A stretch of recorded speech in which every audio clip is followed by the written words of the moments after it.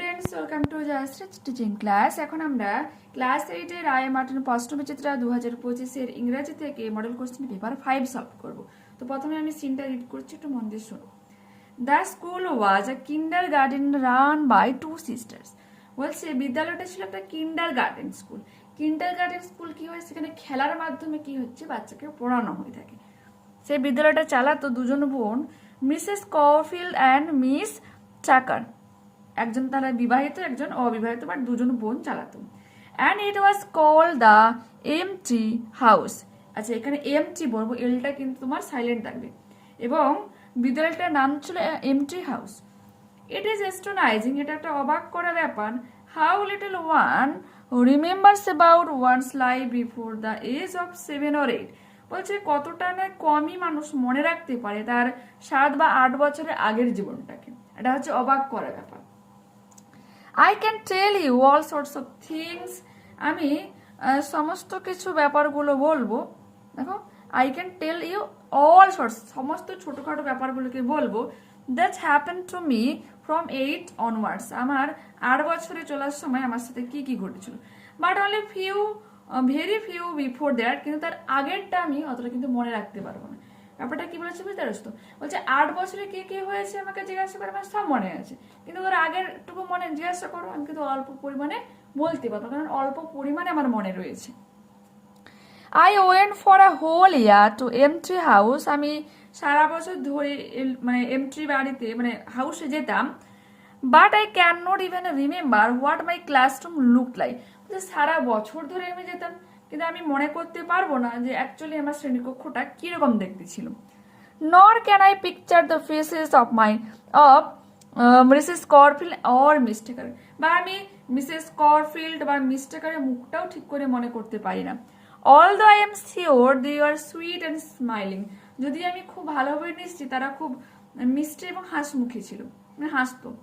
I do have a blurred memory of sitting on the stairs. বলছে I do have a blurred memory, আমার আবছা কিছু স্মৃতি রয়েছে। Of sitting on the stairs, সিঁড়ির উপর আমি বসে থাকতাম। And trying over and over again to tie one of my shoe laces. এবং আমি আমার জুতোগুলোর একটা জুতোর লেসগুলোকে বাঁধার জন্য বারবার চেষ্টা করতাম। এই যে স্মৃতিটা আমার আবছা আবছা মনে রয়েছে। But that is all that comes back to me. কিন্তু এই সব কিছুই হঠাৎ করে মনে এসেছিল at this distance of the school itself. বলছে বিদ্যালয় থেকে এতটা দূরবর্তীতে হঠাৎ করে নিজে থেকে এই সব কিছু আমার মনে এসেছিল। Write for true and for false statements in the given boxes. The school mentioned in the above passage is a high school. এই প্যাসেজে যে বিদ্যালয়ের কথা উল্লেখ করা রয়েছে এটা উচ্চ বিদ্যালয় ছিল, এটা হয়ে যাবে ফলস, কারণ এটা kindergarten school. Okay, the narrator had a clear memory of his early school days. বলছে ন্যারেটর মিনস আমাদের লেখকের পুরোপুরি পরিষ্কার স্মৃতি রয়েছে তার পুরনো সেই স্কুলের দিনগুলোর কথাটা হয়ে যাবে কিন্তু ফলস, কারণ তার আচ্ছা কিছু কিছু মনে রয়েছে। বলছে আমাকে 8 বছরের সময় থেকে জিজ্ঞাসা করে আমার সব মনে আছে, কিন্তু তার আগেরটা কিন্তু অতটাও মনে নেই। Right? Surprisingly, one can remember very little of one's life before the age of 7 or 8. বলছে হতবাক করে দিয়ে একজন তারা 7-8 বছরের আগের স্মৃতিকে খুব অল্প পরিমাণে মনে রাখতে পারে, এটা হয়ে যাবে কি true.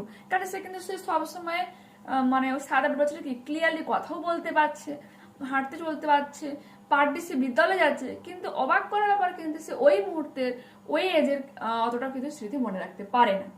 Okay, the narrator can hardly remember his classroom. অল্প পরিমাণে খুব বা কঠোরভাবে তার বিদ্যালয়ের মানে স্মৃতিটাকে মনে করতে পারে, এটা হচ্ছে ট্রু। বলতে পারে তার মনেই নেই, এই জন্য হার্ডলি কথাটা বলেছে। What was the name of the narrator first school? ন্যারেটরের প্রথম বিদ্যালয়ের নাম কি ছিল? The name of the narrator's first school was Amtree house. Which blurred memory does the narrator have of his early days? তার শুরুর দিনের কোন কথাগুলো বা কোন স্মৃতি আবঝা হিসাবে লেখকের মনে আসে? The narrator has blurred memory of sitting on the stairs and trying over and over again to tie one of his shoelaces. আমরা লিখব বারবার সে যে সিঁড়ি ধাপে বসে যে তার জুতোর লেসটাকে বাঁধার চেষ্টা করতো, এটাই তার মনে। Who led the school entry house, কে এই এন্ট্রি হাউসটাকে, যে বিদ্যালয় এন্ট্রি হাউসটাকে পরিচালনা করতো, কে বা কারা, দেখো। তো এখানে হবে কি, the school entry house was led by two sisters, দুজন বোন পরিচালনা করতো, নাম কি, মিসেস করফিল্ড অ্যান্ড মিস টাকার, লিখবে এটা।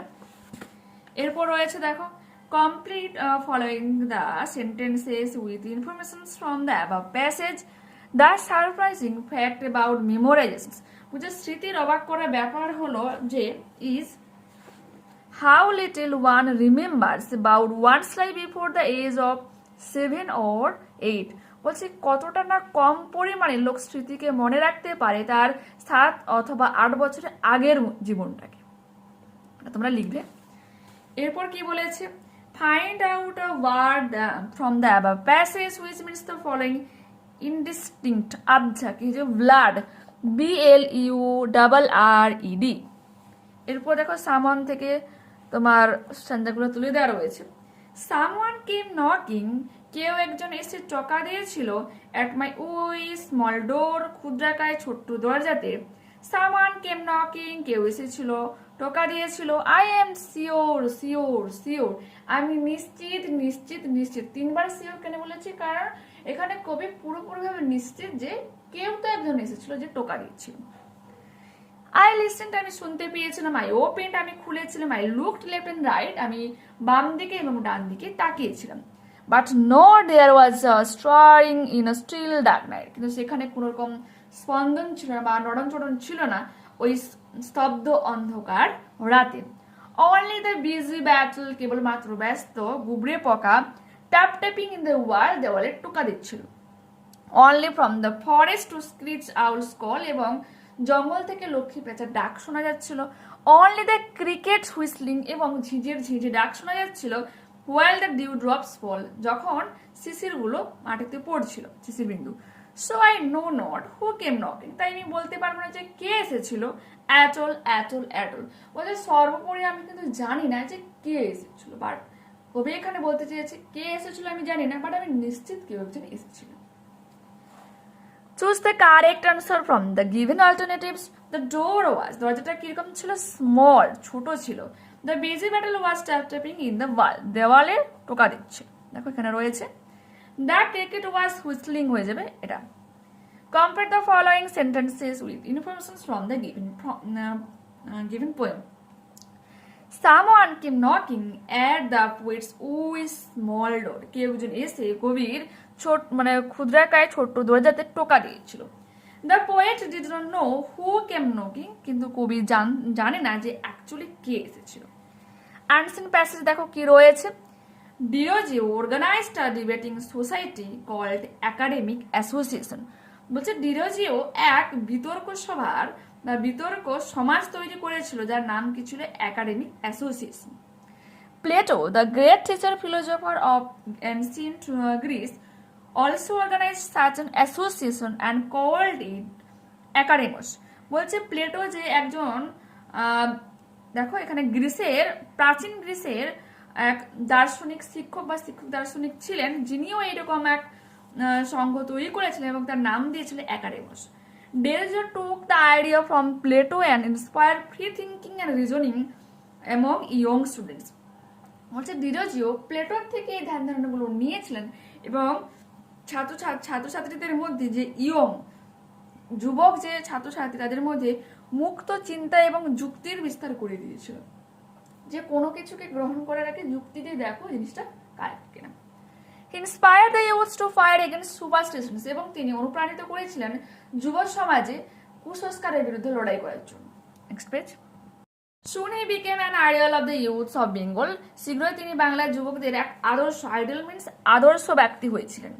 His followers were called Young Bengal, এবং তার অনুগামীরা তাকে ইয়ং বেঙ্গল নামে ডাকত। Seldom has a teacher exercised, বলছে খুব কম পরিমাণে শিক্ষক বা শিক্ষিকা রয়েছে, such a great influence, যে এতটা পরিমাণ প্রভাব ফেলতে পারে on students, তার ছাত্রছাত্রীদের মধ্যে within a so short a time, খুব অল্প সময়ের মধ্যে, খুব কম পরিমাণে শিক্ষক শিক্ষিকা রয়েছে যারা হচ্ছে ছাত্রছাত্রীদের মধ্যে কম সময়ে যে তার প্রভাব ফেলতে পারে, মানে তার চিন্তা ভাবনা আচার আচরণ ছাত্রছাত্রীদের মধ্যে ফেলতে পারে আর ছাত্রছাত্রীরা তাকে পছন্দ করে, এটা বলতে চাইছি। Unfortunately, Direzio died only at the age of 23 on December 26, 1931. বলছে দুর্ভাগ্যজনত বা দুর্ভাগ্যবশত ডিরেজিও খুব কম সময়ে বা কম বয়সে বা অল্প বয়সে মাত্র 23 বছর বয়সে 1931 সালের 26 ডিসেম্বর মারা গিয়েছিলেন। But he left his mark on the history of modern Bengal. কিন্তু তিনি তার চিহ্নকে এই আধুনিক বাংলার মধ্যে বাংলার ইতিহাসে রেখে যান। In fact he was one of the makers of modern Bengal, এবং তিনি বাংলার আধুনিক বাঙ্গাল মানে বাংলাকে তৈরি করার একজন মানে তৈরি করেছিলেন বলতে পারো, যে মেকার্স গঠন করেছিলেন তিনি। Choose the correct answers from the given alternatives. Derozio organised a debating society called academic association. Derozio took the idea of debating society, এই বিতর্ক সমাজ তৈরি করার সিদ্ধান্ত নেন কার কাছ থেকে বা অনুপ্রাণিত হয়েছিলেন কার কাছ থেকে? প্লেটোর থেকে। আচ্ছা, এই যে বলছে একাডেমিক, দেখো সরি যে ডিবেটিং সোসাইটি মানে কি বলতো, সমাজ একটা চল রয়েছে, আমি তার এগেনস্টে গিয়ে কিছু করবো, সেজন্য বিতর্ক বলা হয়েছে। ঠিক আছে, যে এরকম ভাবে দেখো যুক্তি দিয়ে একটা এক্সাম্পল দিতে পারি। অনেকে বলেন যে রাস্তায় কুসংস্কার বলতে পারো, যে বিড়াল দেখলে রাস্তার সামনে তো তুমি যদি থাকো গাড়িটাকে থামিয়ে দাও বা থামিয়ে দিতে হয়, বিড়াল দেখলে গাড়িটাকে থামিয়ে দিতে হয়, বা তুমি যদি হেঁটেও যাও তোমাকে থেমে যেতে হয়। এখানে হচ্ছে কুসংস্কার। কিন্তু যদি সাইন্টিফিক্যালি ব্যাপার দেখো, এটা হচ্ছে এইরকম যে পশুরা যারা আছে ওরা কিন্তু জানে না যে রাস্তা পারাপারের সময় বাম দিকে যেতে হয় না ডান দিকে যেতে হয়, বা গাড়ি আসলে থমকে যেতে হয়, হ্যাঁ, এটা কিন্তু ওরা জানে না। ফলে কি হচ্ছে, তুমি যখন দ্রুত গতিতে গাড়ি চালাবে ওরা ওখান থেকে বা ওই গাড়ি থেকে বাঁচার জন্য হয়তো বাম থেকে ডান ডান থেকে বাম এরকম ভাবে করতে পারে, ফলে ওই প্রাণীটা কিন্তু মারা যেতে পারে। সেই জন্য সাইন্টিফিক্যালি কি করা হয় বলতো, গাড়িটাকে থামিয়ে দেওয়া হয় এবং ওই পশুটাকে রাস্তা মানে পারাপারের জন্য সময় দেওয়া হয় বা সুযোগ দেওয়া হয়। এটা হচ্ছে সাইন্টিফিক্যালি কারণ, এটা আমার থটস বলতে পারো। এরপর কি রয়েছে দেখো, ওকে, এরপর আমাদের রয়েছে যেটা Derozio's followers were called young Bengal. ডিরোজিওর যে অনুগামীরা তাকে ডাকতো ইয়ং বেঙ্গল নামে। Plato was great teacher philosopher of ancient Greece. গ্রিসের ফিলোজফার ছিলেন, দার্শনিক ছিলেন। কলাম্বিয়া ম্যাচ করো, এখানে সিনোনিমেলি রয়েছে। এনসিয়েন্ট মানে কি হচ্ছে, ভেরি ওল্ড। অ্যাসোসিয়েশন সংঘ, কোম্পানি আর ফ্রেন্ডশিপ বলতে পারো। ইনফ্লুয়েন্স মানে প্রভাব ফেলানো, ইম্প্যাক্ট। সেলডম খুব কম পরিমাণ, তো হার্ডলি হয়ে যাচ্ছে মডার্ন আধুনিক, present or recent time. Answer the following questions. Who was Derozio? Derozio কে ছিল? Dirozio was a teacher who became an ideal of the youth of Bengal and is considered one of the makers of modern Bengal.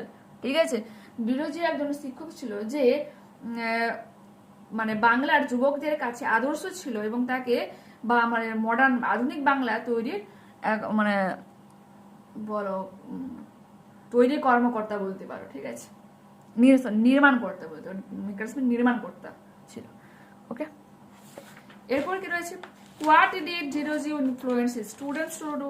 Derozio তার ছাত্রছাত্রীদের অনুপ্রাণিত করতে কি করেছিল বা কি বলেছিল? ডিরোজিও টুক the idea from Plato and inspire free thinking and reasoning among young students. Derozio যে প্লেটোর কাছ থেকে ধ্যান ধারণা নেন এবং তার ছাত্রছাত্রীদের অনুপ্রাণিত করেন মুক্ত চিন্তা গ্রহণ করার এবং যুক্তি দিয়ে সবকিছুকে বোঝার। ইনফ্লুয়েন্সড, দেখো ওখানে কিন্তু ইন্সপায়ার্ড ছিল, আমি ইনফ্লুয়েন্স কথাটা লিখলাম। He influenced students to fight against superstitions, এবং তিনি ছাত্রছাত্রীদের অনুপ্রাণিত করেছিলেন, প্রেরিত করেছিলেন সুপারস্টিশনস মিনস হচ্ছে কুসংস্কারের বিরুদ্ধে লড়াই করার জন্য। Okay, how is Derozio considered is the history of Bengal? বাংলার ইতিহাস তাকে কিরকম হিসাবে বিবেচনা করা হয়? Derozio is considered on the makers of modern Bengal having left a significant mark on its history, যিনি হচ্ছে ইতিহাসে বাংলার ইতিহাসে প্রভাব ফেলেছিলেন। Despite dying at a young age, অল্প বয়সে মারা গিয়েও তিনি বাংলার ইতিহাসে প্রভাব ফেলেছিলেন এক আধুনিক বাংলা গড়ে তোলার মাধ্যমে। ওকে, এরপর আমরা করব গ্রামার অ্যান্ড ভোকাবুলারি। তো দেখো কি রয়েছে,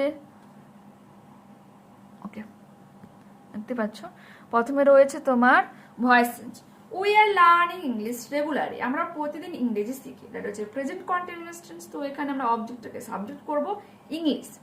তো আর প্রেজেন্ট কন্টিনিউয়াস টেন্সের ভয়েস চেঞ্জ করলে তোমাকে বিং কথাটা আনতে হবে।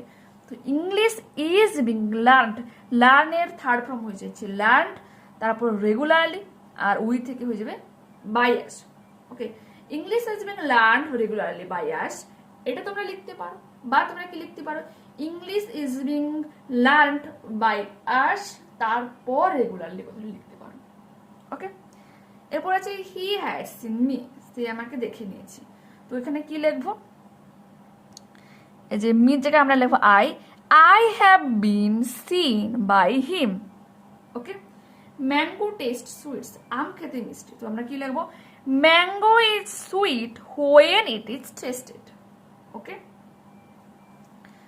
তো হলো। এরপর আছে change the mode of narration. How strange the place is my uncle said, আমার কাকা বলেছিল জায়গাটা কি অদ্ভুত। কি লিখবো দেখো, my uncle exclaimed that the place was very strange. Okay, exclamation সাইনটা কিন্তু অমিট হয়ে যাবে, মানে তুলে দিতে হবে তোমাকে। এরপর রয়েছে my friend said to me go home at once, আমার বন্ধু আমাকে বলেছিল এই মুহূর্তে বাড়ি যাও, অর্ডার করেছিল। তো দেখো, my friend ordered me to go home at once. Okay, এরপর আছে হি সেড টু মি, সে আমাকে বলেছিল why did you say this, তুমি কেন এই কথা বলেছিলে। হি আস্কড মি, আচ্ছা he asked me why I had said that, full stop দেবো, দিস থেকে দ্যাট হয়ে যাবে। আর দেখো রিপোর্টেড স্পিচ হ্যাভ ছিল, রিপোর্টেড স্পিচ এখানে কিন্তু হ্যাড হয়ে যাবে, পাস্ট পারফেক্ট টেন্স। ওকে, এরপর আমাদের রয়েছে identify the subordinate clauses and write their names. He who was in financial crisis stood by me at time of my distress. Okay, বলছে সে যে হচ্ছে আমাকে, মানে যে নিজেই হচ্ছে কি আর্থিক সমস্যায় ভুগছিল, কিন্তু আমার বিপদে সে দাঁড়িয়েছিল। তো এখানে সাবঅর্ডিনেট ক্লজ হচ্ছে এটা, হু ওয়াজ ইন ফাইন্যান্সিয়াল ক্রাইসিস, এটা কিন্তু ডিপেন্ডেন্ট হয়েছে বাকি পার্টটার উপর। আর এই পোর্শনটা হয়ে যাবে আমাদের কি অ্যাডজেক্টিভ ক্লজ। দেখো ডাব্লিউএইচ এর মানে ডাব্লিউএইচ ওয়ার্ডের সামনে কি রয়েছে, প্রোনাউন রয়েছে। আমি বলেছিলাম না, নাউন আর প্রোনাউন থাকলে সহজ হয় অ্যাডজেক্টিভ ক্লজ চেনা। Okay, I do not know why he has done it, আমি জানি না কেন সেটা করেছে। তো এখানে দেখো নাউন ক্লজ হয়ে যাবে আর সাবঅর্ডিনেট ক্লজ হয়ে যাবে হোয়াই হি হ্যাজ ডান ইট। এই পোর্শনটা যে কেন সেটা করেছে বা করে ফেলেছে, এই পোর্শনটা পুরোপুরি ডিপেন্ড হয়ে রয়েছে আগের পার্টের উপর। ওকে, এরপর রয়েছে দেখো দো he is learn he is not honest, যদিও সে শিক্ষিত সে সৎ নয়। তো যদিও বলেছে, একটার সঙ্গে একটা লিঙ্ক রয়েছে না। তো যখন এই ধরনের থাকবে মানে কজ এফেক্ট বা কম্পেয়ার থাকছে, তার সম্পর্কে ডাবল কিছু বলা হচ্ছে একটার সঙ্গে আরেকটা লিঙ্ক করে, অ্যাডভার্বিয়াল ক্লজ হয়ে যাচ্ছে। দো হি ইজ লার্ন, এটা হয়ে যাবে সাবঅর্ডিনেট ক্লজ। এরপর আছে add a suitable prefix or suffix to the words given in the brackets and fill in the blanks. দেখো, the child refuse to take the tasty food, সুস্বাদু খাবার নিতে বাচ্চাটা অস্বীকার করেছিল বা প্রত্যাখ্যান করেছিল। তো দেখো এখানে টেস্ট ই অমিট হয়ে গেল আর ওয়াইস এসে বসলো, এটা বসলো suffix. India became an independent nation in 1947, India বা ভারতবর্ষ 1947 সালে স্বাধীন মানে রাষ্ট্রে পরিণত হয়, স্বাধীন দেশে পরিণত হয়। তো দেখো ডিপেন্ডেন্ট তার আগে ইন বসলো, তো মানে প্রিফিক্স ইউজ করে নতুন শব্দ বসলো ইন্ডিপেন্ডেন্ট, স্বাধীনতা বা স্বাধীন। এখানে how can you be so irresponsible, বলছে মানে কি করে তুমি একটা ইরেসপন্সিবল মানে দায়িত্ব জ্ঞানহীন হতে পারো। রেসপন্সিবলের আগে আই আর অ্যাড হয়ে মানে প্রিফিক্স অ্যাড হয়েছে, আর ইরেসপন্সিবল মানে হচ্ছে দায়িত্ব জ্ঞানহীন হতে পারো। ওকে, তো এখানে আমরা এই মডেলটা কমপ্লিট করলাম। নেক্সট ক্লাস আবারও দেখা হচ্ছে। যারা চ্যানেলে নতুন রয়েছে অবশ্যই তাদের উদ্দেশ্যে রিকোয়েস্ট রাখবো চ্যানেলটাকে সাবস্ক্রাইব করে নেওয়ার জন্য, বন্ধুদের কাছে ভিডিওটাকে শেয়ার করে দেওয়ার জন্য। যদি ভালো লাগে তবে অবশ্যই লাইক বাটনে ক্লিক করো আর দেখবো ডাউনলোড অপশনের কাছে হাইপোটাম রয়েছে। তুমি তোমার ফেভারিট ক্রিয়েটারকে উইকলি অন্তত রিসেন্ট 3টে যে কোনো ভিডিওতে হাইপ করতে পারবে। আমার ভিডিও যদি ভালো লেগে থাকে অবশ্যই তোমরা ওখানে প্লিজ হাইপ করে স্কোরটাকে একটু বাড়ানোর চেষ্টা করো। ওকে, কোনো রকম ডাউট থাকলে আমাকে কমেন্টে জানাতে পারো, বা ভিডিওটা তোমাদের কেমন লাগলো সেটাও আমাকে কমেন্টের মাধ্যমে জানাতে পারো। ওকে, বাই।